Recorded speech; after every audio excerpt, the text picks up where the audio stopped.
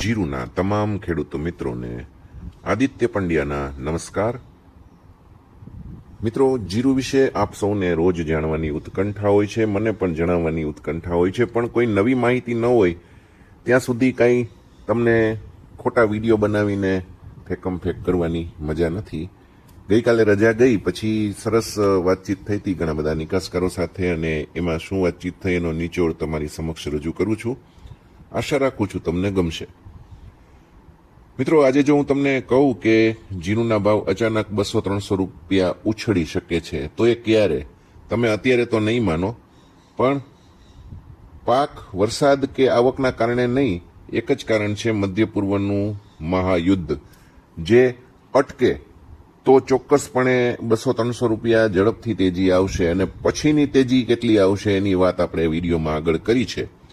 અત્યારે ભલે બજારમાં શાંતિ છે, ભાવ ઘટી જાય છે, પાછા વધીને સ્થિર થાય છે, એકંદરે વધઘટનો દોર ચાલુ છે, કોઈ મોટી તેજી કે કોઈ મોટી મંદી નથી, પણ અંદરથી અત્યારે આમ જોઈએ તો એક સ્પ્રિંગ દબાયેલી છે તેજીની.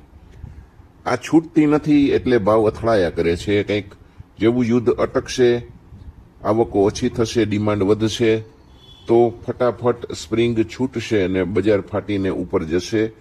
તાત્કાલિક 200-300 રૂપિયાનો સુધારો તો થઈ જ જશે એવું લાગે છે. આગળ જતા પછી કેટલી તેજી થાય છે એ પાક, પુરવઠા અને માંગ ઉપર આધારિત રહેશે. આવો આપણે હકીકત સમજીએ. હાલ જીરુના ભાવ થોડાક તૂટ્યા પછી સ્થિર થયા છે. ઊંઝામાં સારા માલ 4043માં વેચાય છે, અને મધ્યમ માલ લગભગ 3900થી લઈને 4000 રૂપિયા સુધી વેચાય છે. હલકો માલ 3600થી 3900માં વેચાય છે. ભાવ 200-300 રૂપિયા આમ તેમ થાય છે, પણ મોટો સવાલ એ છે કે શું આવી જ રીતે બજાર ચાલ્યા કરશે? તેજી થશે જ નહીં? તો આના જવાબો સમય આપશે, પણ તેજી થશે એનું કારણ કહું કે અત્યારે જે ભાવ છે એ ભાવથી નીચે બજાર જતી નથી. એટલે હવે માત્ર જરૂર છે આપણને ડિમાન્ડની, અને ખાસ કરીને એક્સપોર્ટની. શું છે આગળ એક્સપોર્ટમાં, ક્યાં કેવી રીતે જાય છે માલ, એની બધી વાત તમને હું કરવાનો છું. પણ મોટો સવાલ એ છે કે ખરેખર અત્યારે માગનો સમય ચાલે છે ત્યારે ભાવ કેમ સ્થિર છે? જવાબ સીધો છે, નિકાસ તૂટેલી છે. માર્ચ મહિનો ચાલે છે એન્ડિંગ, અને નિકાસ માટે સૌથી મહત્વનો મિત્રો માર્ચ ગણાય છે, પણ માર્ચ મહિનો આમ જોઈ તો બરબાદ થઈ ગયો. સામાન્ય રીતે માર્ચ મહિનામાં 25,000 થી 30,000 ટન જીરું નિકાસમાં જતું હોય છે, પણ આ વર્ષે નિકાસકારો સાથે જે મારે વાત થઈ એ પ્રમાણે કદાચ 10,000 થી 12,000 ટન જીરું જ ગયું છે. એપ્રિલ મહિનો પણ એવો છે. એપ્રિલ મહિનામાં પણ 25,000-30,000 ટનની નિકાસ થતી હોય છે, અને એપ્રિલ હવે નેક્સ્ટ અઠવાડિયાથી શરૂ થઈ રહ્યો છે. ત્યારે કેવી નિકાસ થાય છે, કેવા કામ થાય છે, એના ઉપર આપણી નજર હોવી જ જોઈએ. અને જો એપ્રિલ પણ નબળો થાય તો આગળ જતા બજારમાં નવા જૂની થવાના એંધાણ મળશે. પણ મિત્રો, આ બધું શું કામ ચાલી રહ્યું છે? મધ્ય પૂર્વનું યુદ્ધ જ એકમાત્ર કારણ છે. બજાર કોઈ પણ હોય મિત્રો, ઊંચકાવી હોય તો નિકાસની જરૂર પડે છે, અને જીરુમાં પણ આપણે એ જોયું જ છે. એટલે કોઈ એમ ન કહેતા કે યુદ્ધ માત્ર બાનું છે એટલે બજારને દબાવે છે. બાકી હકીકત એ છે કે એક્સપોર્ટ ન થાય ત્યાં સુધી બજારને ચલાવવી હંમેશા મુશ્કેલ હોય છે. જ્યારે પણ જીરુમાં મોટી તેજી થઈ છે ત્યારે એક્સપોર્ટનું જ કારણ બહાર આવ્યું છે, અને અત્યારે પરિસ્થિતિ એક્સપોર્ટની નબળી છે, કારણ કે ભારતનું મોટા ભાગનું જીરું જે છે મધ્ય પૂર્વના દેશોમાં નિકાસ થતું હોય છે. મધ્ય પૂર્વની અંદર ઘણા બધા દેશો છે જ્યાં અત્યારે આપણે માલ નથી મોકલી શકતા, કારણ કે યુદ્ધની પરિસ્થિતિને લીધે અત્યારે માત્ર ક્રૂડ તેલ કે એવી જરૂરિયાતવાળી ચીજ વસ્તુ જ આવજા થાય છે, અને ત્યાં મોકલવામાં કોઈ નિકાસકાર ખાનગી રીતે જોખમ લેવા તૈયાર નથી.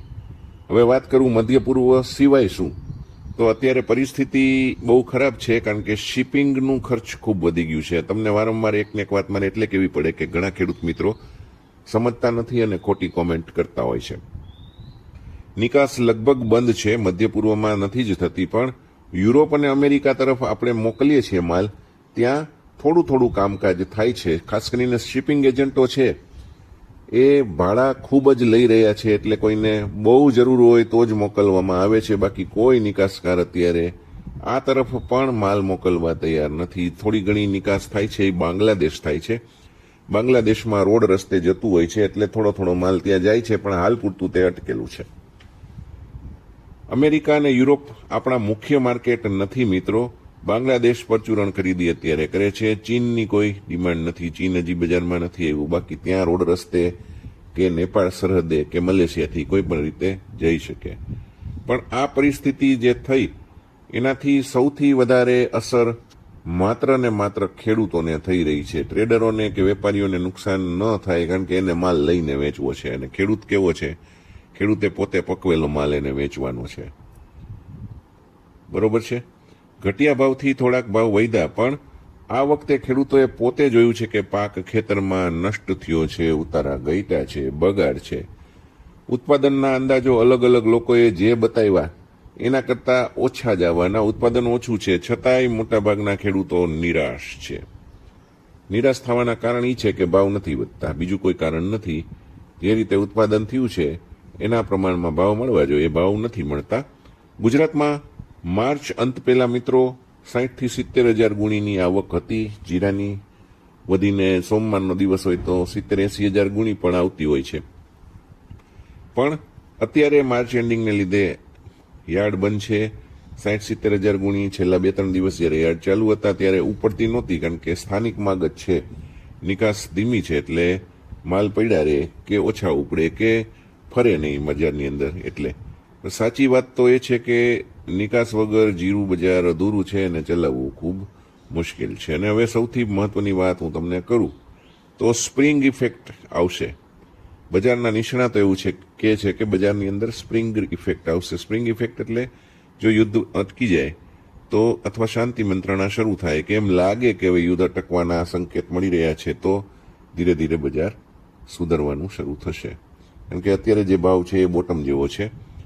એક સાથે ડિમાન્ડ ફાટી નીકળશે કે કેમ, એ સવાલ મોટો થાય. તો એવું લાગે તો છે કે જે સ્વિંગ દબાયેલી છે ડિમાન્ડની એ ફરીથી છૂટે તો ડિમાન્ડ આવશે, નિકાસ ફરી શરૂ થાય તો બજારમાં ચોક્કસપણે સ્પ્રિંગ જેવો ઉછાળો આવશે. પણ ખાસ સાંભળજો, સુધારો આગળ જતા ટકાઉ હશે કે કેમ એ ખાસ જોવાનું, અને ભવિષ્યમાં મોટી તેજીનો આધાર બને છે કે કેમ એ પણ જોવાનું. કારણ કે અત્યારે મોટાભાગના લોકો યુદ્ધ અટકેની રાહ જોવે છે, ને પછી બજારમાં તેજી થશે કે કેમ એની કલ્પના કરી શકાય. ઓછામાં ઓછા 200-300 રૂપિયા તો યુદ્ધ અટકે કે નિકાસ શરૂ થાય તો તાત્કાલિક વધી જવાના. એનાથી વધુ સુધરે તો આપણને ખબર નથી. કારણ કે ડિમાન્ડ જ અત્યારે દબાયેલી છે, જે એક સાથે ખુલવી તો જોઈએ જ. કારણ કે જીરું વગર સાવ ન ચાલે એવું ન બને. જ્યારે 12,000-13,000નો ભાવ થયો ત્યારે જીરુંનો વઘાર થતો જ તો, પણ માણસો ન વાપરતા. કંઈ સાવ જીરું એવું પણ નથી કે એના વગર તમારી રસોઈ અટકી જાય. જીરું ન નાખે તો રાયડાનો વપરાશ પણ એ વખતે થતો હતો. અત્યારે પરિસ્થિતિ એવી નથી. જીરું વગર ચાલશે નહીં. જે લોકો, જે કન્ટ્રી, જે દેશ જીરું મગાવે છે એ તેજી મંદી કંઈ પણ થાય અમુક માલ તો લેવાના જ છે. એટલે એપ્રિલ સુધી જો યુદ્ધ ચાલુ રહે તો નિકાસ વધુ મોડી પડશે, થોડોક સ્ટોક વધશે અને બજાર દબાણ હેઠળ થોડીક આવી શકે. હાલ સ્પષ્ટ સંકેતો કોઈ જ નથી મળતા, ન ઈરાન તરફથી ન અમેરિકા તરફથી. એટલે યુદ્ધ અટકવાના કોઈ સંકેત નથી. એટલે બજાર વેઇટ એન્ડ વોચ મોડમાં છે. પણ ઘટતી નથી એટલું સારું છે. હાલની સ્થિતિમાં એક વાત બહુ સ્પષ્ટ છે કે જીરું ટાઈમ બોમ્બ જેવી છે. એની પરિસ્થિતિ ટાઈમ બોમ્બ જેવી છે, અને યુદ્ધ એકમાત્ર એનું ટ્રિગર છે. શાંતિ આવશે તો ભાવ ચોક્કસ ઊંચે ચડશે. જો યુદ્ધ લાંબુ ચાલશે તો બજાર અથડાશે, ઘટશે એમ નથી કે તો દબાણ ચાલુ રહેશે. બજાર ભાવ અથડાશે, વધશે, ઘટશે, વધશે, ઘટશે, એવું ચાલશે. તમારું મંતવ્ય મિત્રો કેવું છે? યુદ્ધ જલ્દી પૂરું થશે કે હજુ ચાલશે એ આપણે કોઈ કલ્પના ન કરી શકી. પણ જીરું બજારમાં તમે શું માનો છો? જરૂરથી કોમેન્ટ કરજો. તમારી લાગણીઓ હું સમજતો જોઉં છું, અને તમે કોમેન્ટ દ્વારા વ્યક્ત કરશો તો વધારે ગમશે. જરૂરથી લખજો. આપ સૌનો આભાર. જય શ્રી કૃષ્ણ.